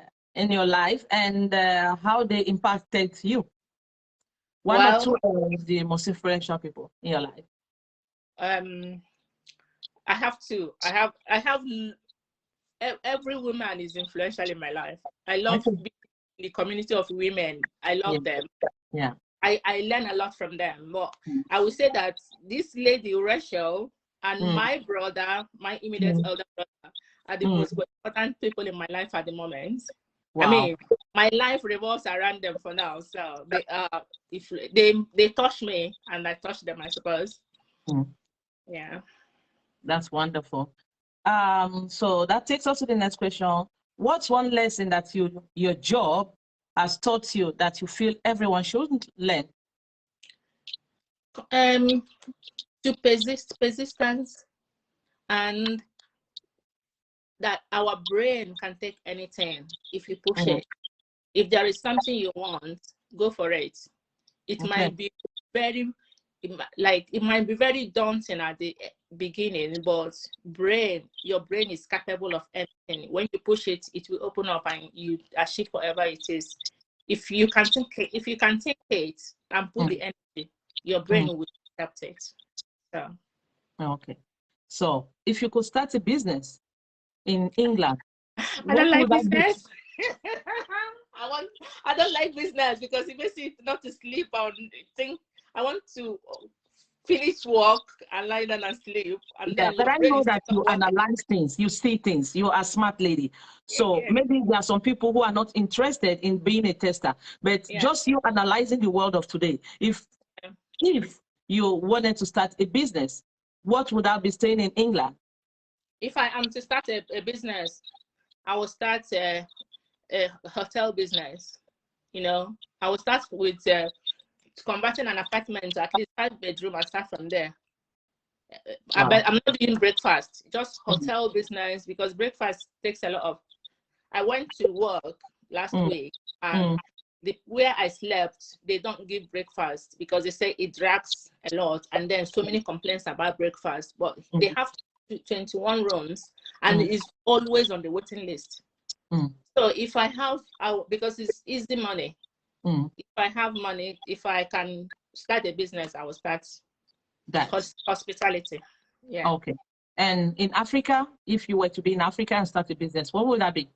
Same. I'm already building apartments in Africa to run Airbnb in my area. Okay. Yeah. That's wonderful. So I hope you guys are learning. I'm asking all these questions. It's not because I want to show who she is, but I'm just trying to bring out some good stuff from her so that people can learn and people can have ideas on what to do. And yeah, that's just it, because that's what Bold and Beautiful Worldwide is all about. Do you read novels? Yes. I used to. I haven't read since COVID, but yes. Okay, what best novel have you read? And why would you recommend it? For me, the novel I like to read is something that have to do with people's life experience. It teaches me a lot. I mean, I would say it teaches me empathy. So when my marriage broke, someone came to my house and was watching the movie I was watching and was crying and crying. I was like, how can you be torturing yourself? I said, no, it doesn't torture me. It calms me.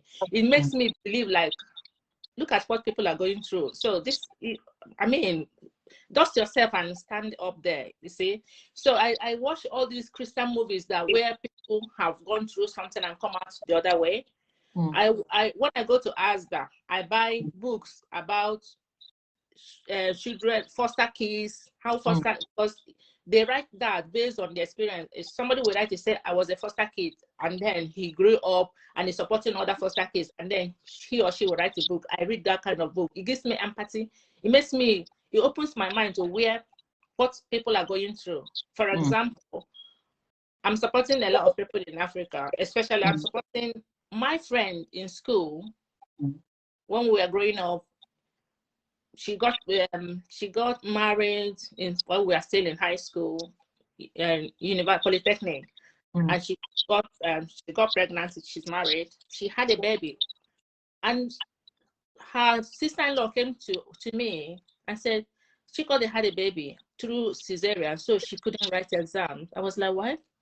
I went in with 2 papers, writing my exam and writing her exam. Oh God. So that is how. But then, because of that, she had a couple of issues, so she has to retake some of the exams. So I left school when she has to go back to sit for one of the exams. I was doing my youth service, and somebody, my sister came back from church and gave me one slip. I was like, is she called it? What is the matter? Say, read it. I said, yeah, is she called it? I say, read it. I read it. It was obituary. No. So I was like, I keep saying, maybe if I'm in school, she will still be alive, because I was like a mother hen on her. She's like maybe 6 months younger than me, but you know, because of her background, these kids that grow up and want to live with their auntie, and their auntie maybe start seeing them as house help or whatever. So she has this scary mindset. Yeah. And then I was thinking that man took advantage of her mental being. Yeah. Hey, her son is 22 years. I'm the one sponsoring that child in school. Oh, so that's amazing. So I read those books because I know people. I don't like a lot. I read books, and then I look around my immediate vicinity to see, is this somebody that this kind of thing I have read is affecting, so that I can be there for that person.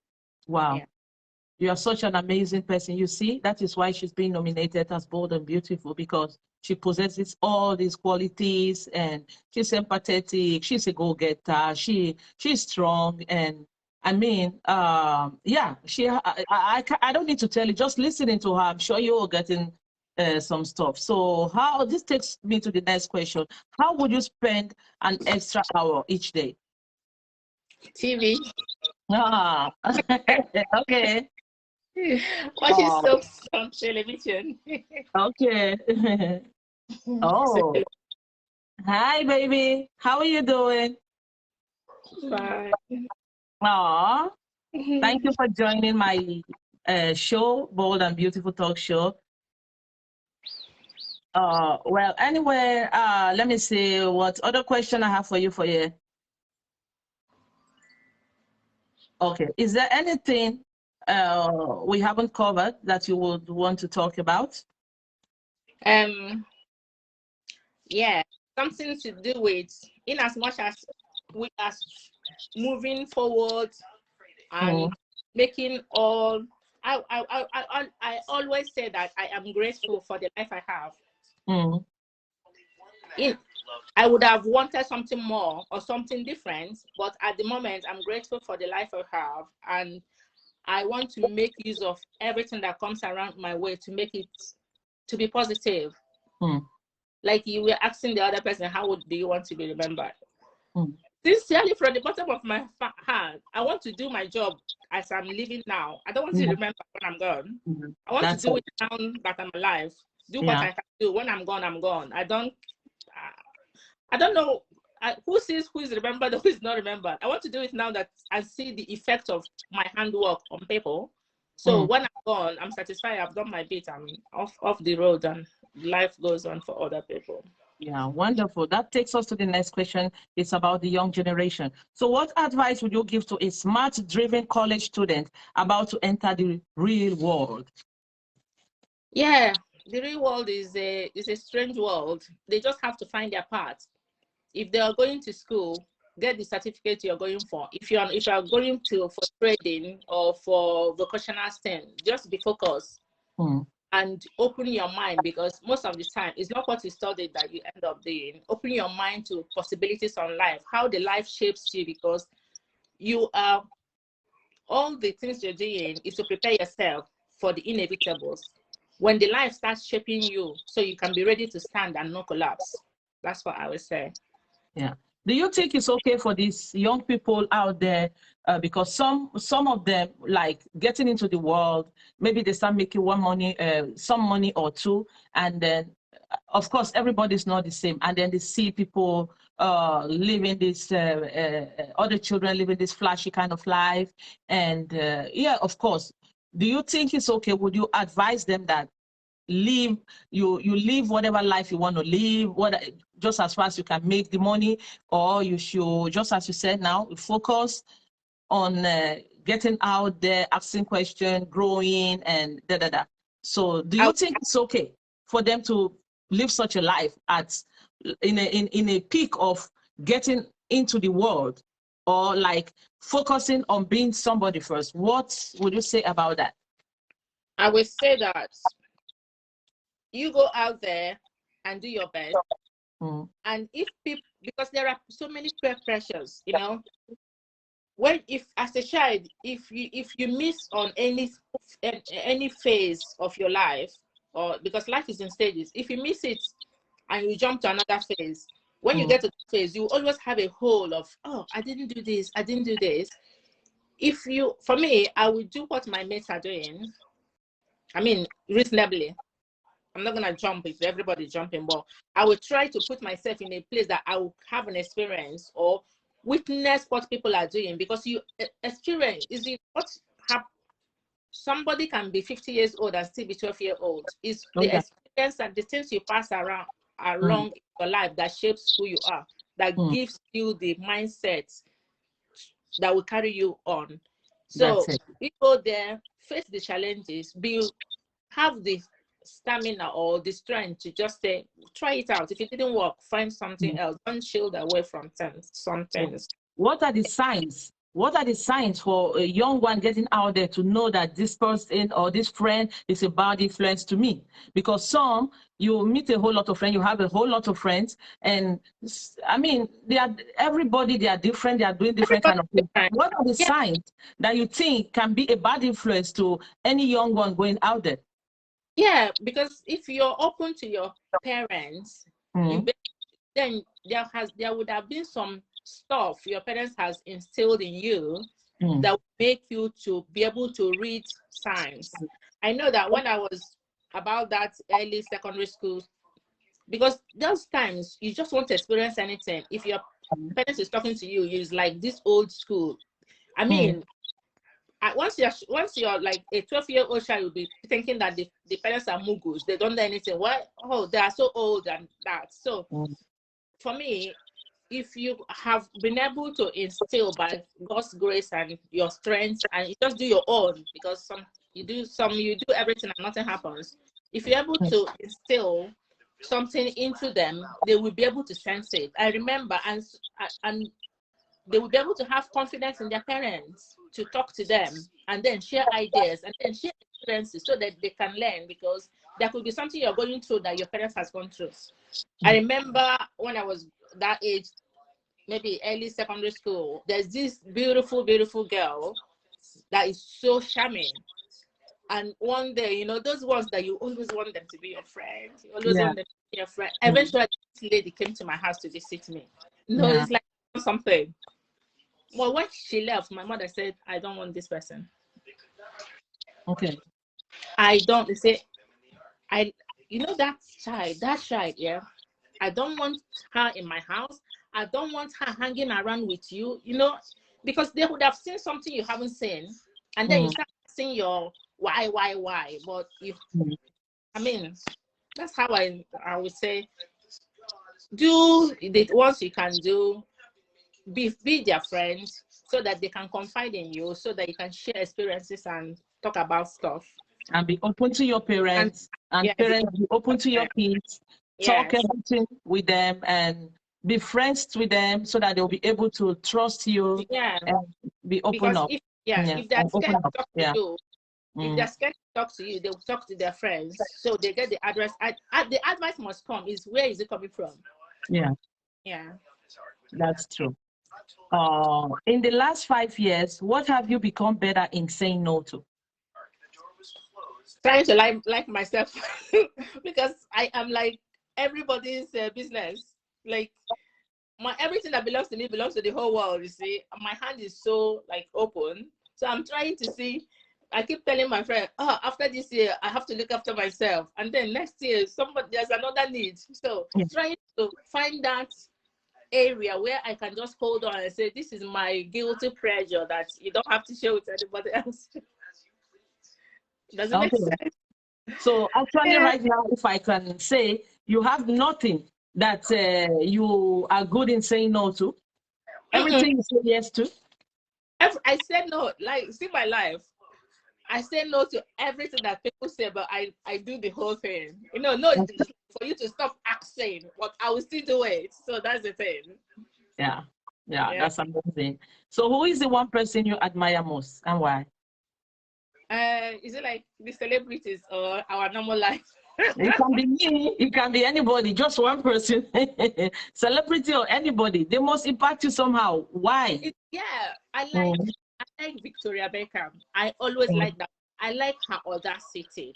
I said, if ever I will be somebody in life, I want to exhibit this kind of energy she has, that I don't know her inner self, but in the outside world, people don't break her. I want to be that kind of person that it doesn't matter. You get focused on what you want to do. People's voice or people's attitude don't break you. Something like that. Then how do you know that people don't break her? No, that's why I said I don't know her inner life, but this image, because this is the image she puts out there, but maybe inside, So if you can say you admire the image she puts out there, despite the fact that, not the kind of person whom when you encounter any problem, and everything. That's you wonderful. Can go to the closet, cry, but the image she has presented not to be a pushover, because all the things that has been said about her could have broken her or maybe break her marriage. I don't know if they will break tomorrow, but so far so good. She has the image she has presented for herself. I like that mindset. Yeah. Wonderful. So has there been any time when you encounter some challenges, and how did you overcome them? Have you ever encountered any challenges in life? A lot. General. I would say that I don't like challenges. Challenges makes me run away from stuff. Yeah, the way I encounter challenges is just take yourself out of it. The most challenge I have encountered in my life is my marriage. I left my marriage not because I was sad in my marriage. It's because I was not able to conceive, and it kills me because I was like, I don't understand. I don't know the reason. I cannot understand why I cannot conceive and be a mother. You know, that kind of thing. And then I was like, this is the reason. I went into marriage. I don't know why other people go into marriage. I went into marriage to build a family, and when it didn't happen, I don't know. I'm not like sad. I'm just like disappointed. You know what I'm saying? I'm disappointed that I couldn't conceive or something like that. And because of that, I was like, it's not worth it for me. I'm out. I feel like I started seeing myself as an obstruction for the guy. I was like, why not? We talk. I was like, why not to marry somebody else and have children? He would say, oh, stop that. I was like, seriously, I don't like it.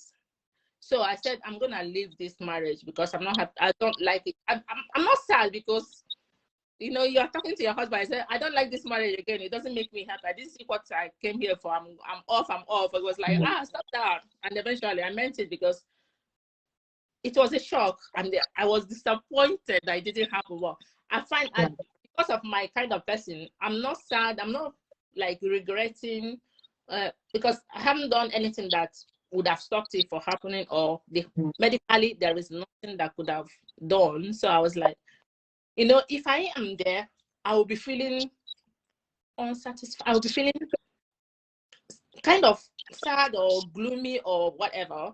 But this is about you. Yeah. Not about your partner. Yeah.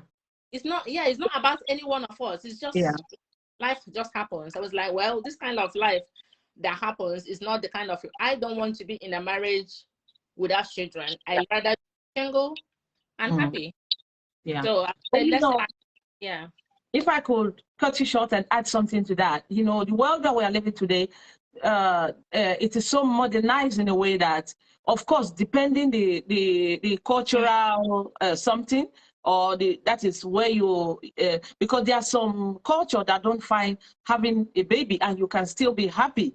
They don't find it as any challenges of marriages, and they live the rest of their life without any baby, or if they think they want a baby, they can as well adopt. Didn't that come to you, or it was just because of because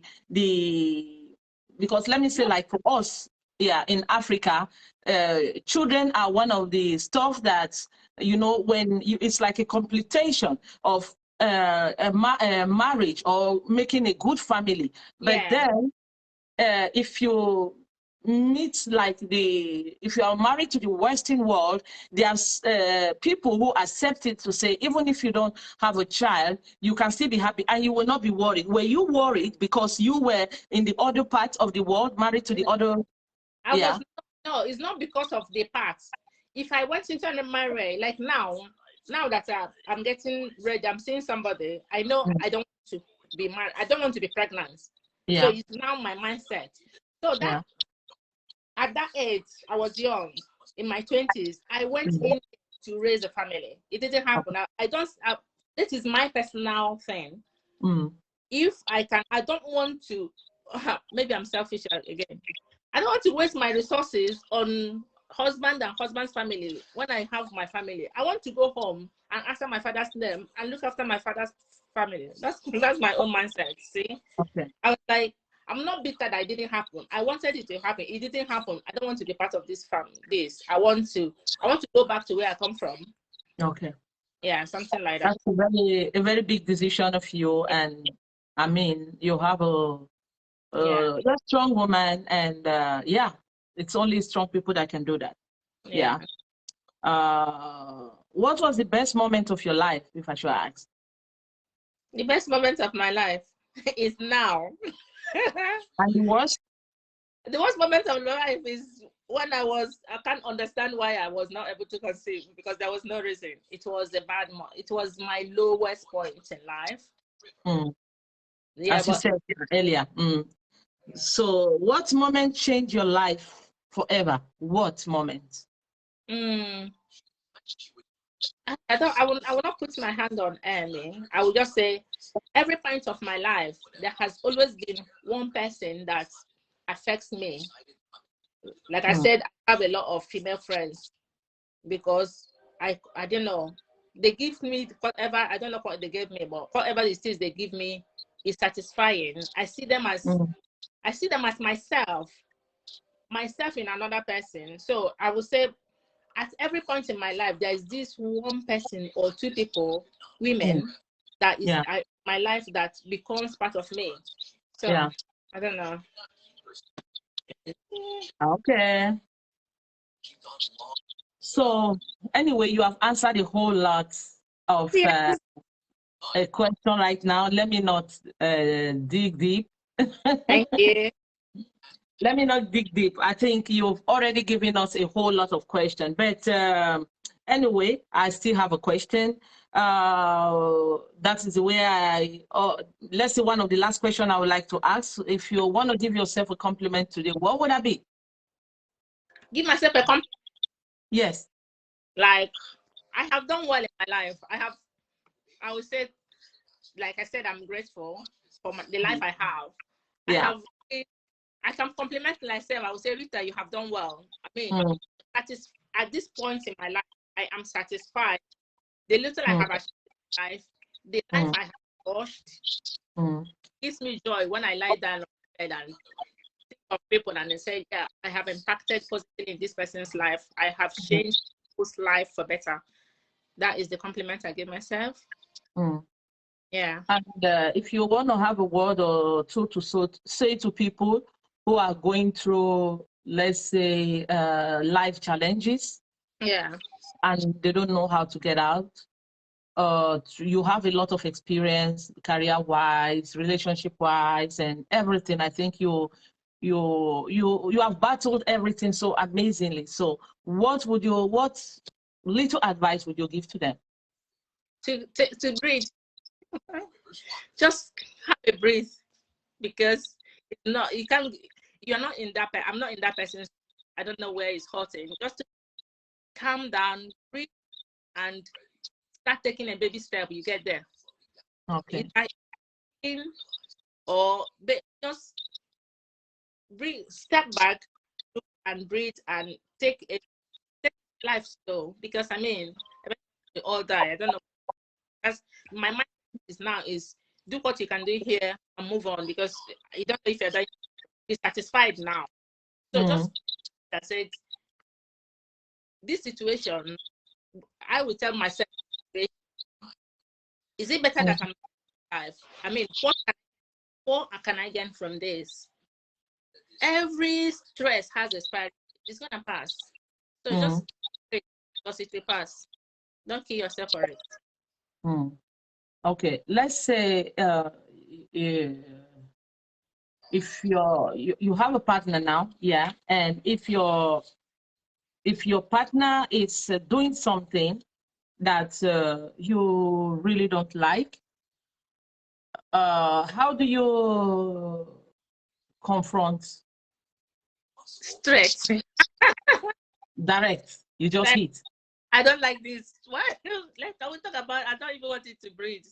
I don't like this one, and I don't like that one. I mean, when you get to phone, you don't make your calls. You have to. So I'm trying to be. I'm myself where I am. So I was just like, that one, I don't like it. That one, so you are the kind of lady who is very open to communication. You don't keep it. You don't reserve anything. You just say it straight.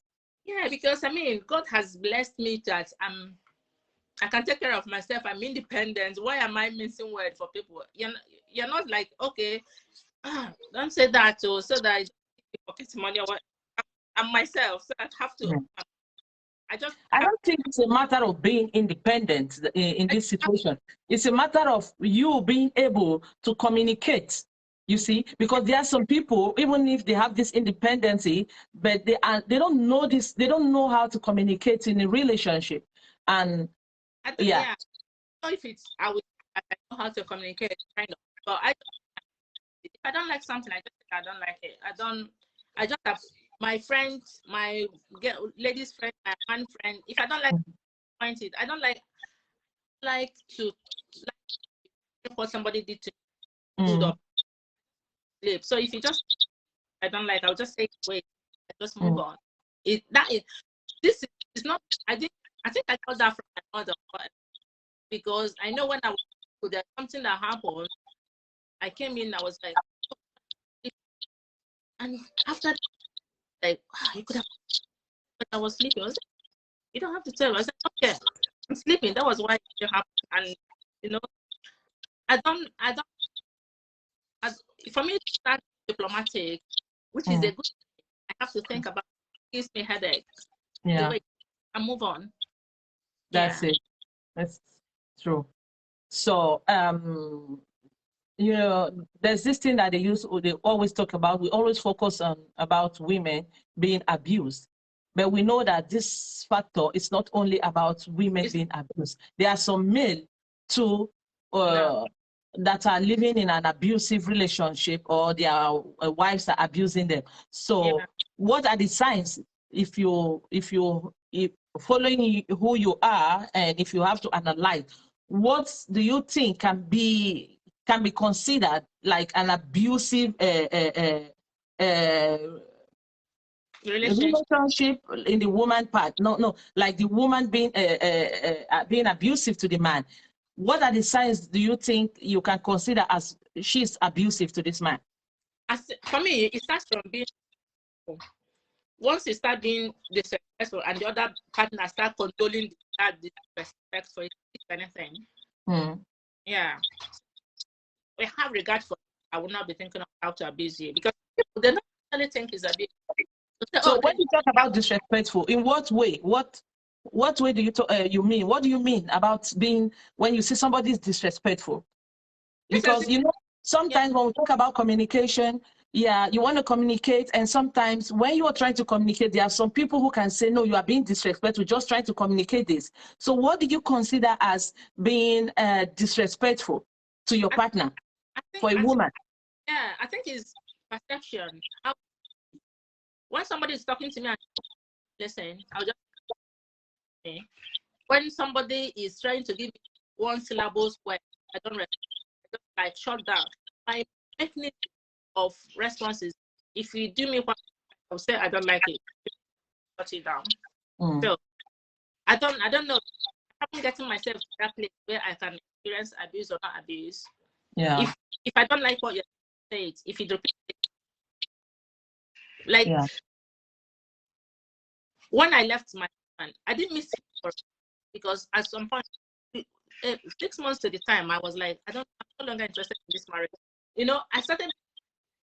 He's a good man, but I don't see him anymore. You know, in any way. Like, I just shut down because at some point when I'm already stressed that I like this marriage, he's already like, why are you not being grateful? At least you're not. Some people are in hospital, some people like this, some people like not. Everything is not about shy. Is one of my reasons of something like that. But at some point we started tiny words, you know. He's very intelligent. Like to maybe tell you. It was like my no. Try to adjust the speaker. It's breaking. Again. Yeah. When I don't do something, when he said no, do this, no, because I will still go and do it in the back.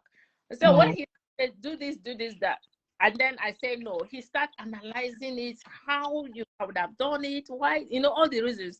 So when he now says, can you help me do this, I'll say okay. I won't say yes, I'll just say okay, and then I haven't done it. And you come back and say, oh, see, you haven't done this. I say, oh, I forgot. You know, I just shut it down, like, oh, I forgot. And because I don't want this talking. I intentionally didn't want to do it anyway. Yeah. Yeah. I said no. He gives me all the 1,000,001 reasons. Yeah. When we're going through adoption, because we tried the adoption before the adoption lady now said, it's like, this guy is the one doing the whole thing, like, but he makes you be the one to do it. I say, yeah, let peace reign. You know, that kind of thing. That's what the psychologist observed. Because it's like, do this. I was like, I don't want to do it that way. He started giving me all the knowledge. I was like, okay, you know, just shut it down. Okay. And then I move. Because I think, I don't know, I have this mindset that I shut people down so much. So I don't want to get myself to a place where the person will start feeling, I will start feeling repulsive about people. So it makes me to like, instead of going into arguments or into you do me that, I do me that, I just shut it down so we don't get ourselves to that, a place where we become ugly. Yeah, wonderful. So one last. When is it gonna finish? Yeah. That is why you're late coming. Okay. If there's any advice you will give to any man out there. I know you are not a man, but you are a woman who has been in a relationship, and a lot of women, because we are the one who are always complaining, men usually don't complain.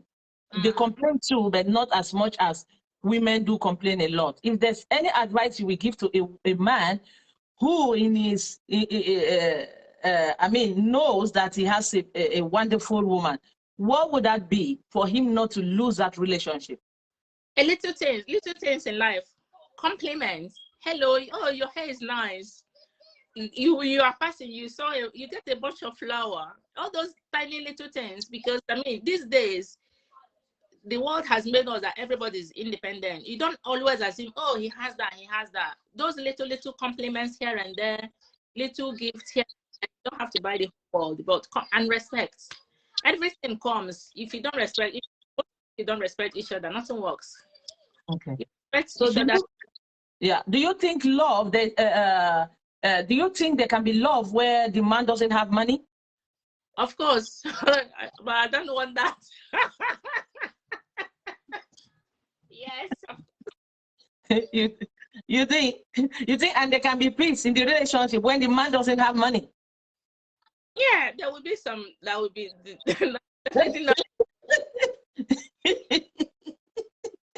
And now, listen, be realistic here, because we are speaking from experiences and we are open. So I just want you to say exactly how you feel. Do you think love can reign in a relationship where the woman has money than the man? Of course, yeah, because it depends. You know, it depends on, everybody takes their role. I know one of my relation is the woman that's the breadwinner, but the man all other responsibilities. The children are school. The man goes to the school visiting. He's the one that goes all like okay, parents meeting. He's the one that does that. He's the one that does all those little things. Yeah.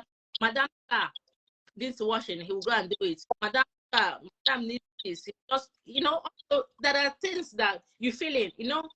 So many working class ladies don't have time for their children, but they're from job, they come, especially in Nigeria, they will come late in the night. So, and now, because the man has time, he gets, the woman leaves to work by 6:30 a.m. The man goes and he leaves to his office around 10:30. And by 4 o'clock back, you know, he does this thing. The school calls, if you want to go to this there. So there has to be complement. Wow. Yeah. Thank you so very much, Madam Rita. You're such a amazing guest today, and I really do appreciate you guys for coming. So please, the viewers, if do you have any question for Rita before we cut off? Do you have any question for her? Please, if there's any question, can you just write it down so that she can answer? But if you guys are satisfied with everything she said, she covered a whole lot, and that was as a kind of punishment for her joining late. Yeah, that is all good. She's an amazing lady. So, do you guys have any question for her? If you don't have any question, so while let me just say, Madam Rita, who is your nominee? I just saw my brother's wife. I will nominate you for poking. Okay, good. What's her name? Love it. Love it. Okay, and where does she live? Nigeria. The people from Nigeria coming. Okay, I love it. You are welcome. Thank you for joining. Okay, you guys, please, you know that this Bold and Beautiful Worldwide, normally we are hosting this on the wrong page. Of course, it's the same host who is having both page, but I could have loved it that if we were hosting it on Bold and Beautiful Worldwide, but a lot of people are trying to connect on Bold and Beautiful Worldwide, but they are unable to. So I always get connected there, and then I try to move people to this other part and stuff like to Gold page 76, but it's okay. We're still running it. We'll be running it on Gold page 76. So Bold and Beautiful Worldwide is it's about strong people. Not that there are particular people who are strong. I believe everybody is strong and uniquely made, and we, in different ways, we share experiences about life and everything that we just talk. It's a talk show where we share our experiences. So there's nothing, no expert trait about it. It's our life experience, because I believe experience is the best teacher. So there's a concept that I have about this Bold and Beautiful. When Bold and Beautiful will be making a 1-year jubilee, I will have to invite all the speakers that are coming up to speak all through the years. They will come to Stockholm, where I live, and we'll be having a huge conference. We'll be giving out gifts for the great speakers.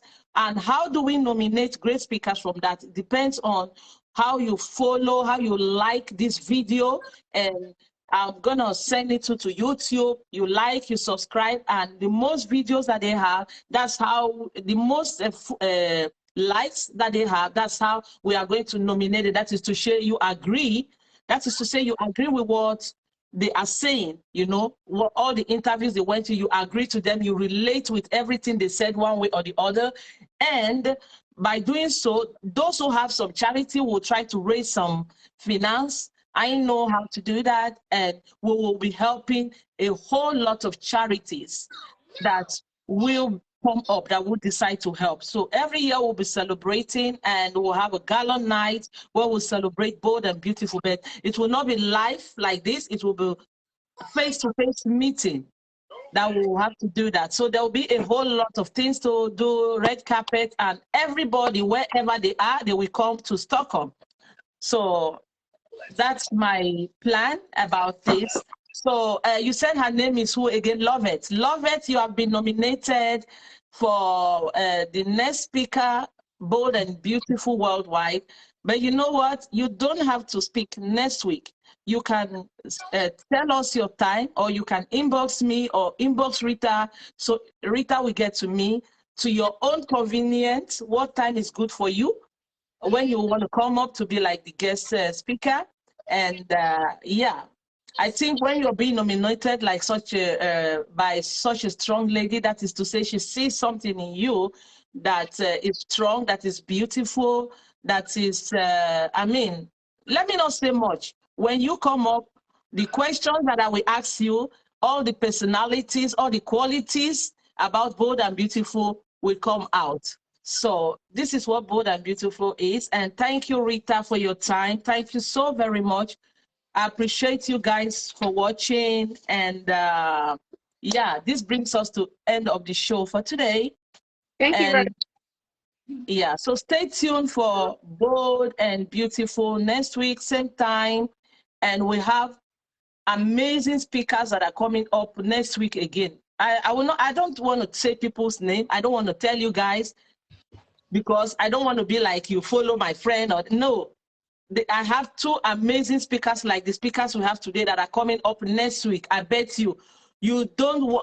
I mean, Bold and Beautiful is getting stronger and stronger and bigger, and tougher people are coming up to tell you about their experiences and all you need to know. So thank you very much.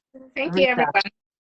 Yeah, and I'm humbled actually for respecting this. So have a wonderful weekend, and bye-bye. And love you guys all who are connected on Bold and Beautiful. So we'll say bye-bye for now, and thank you. Bye.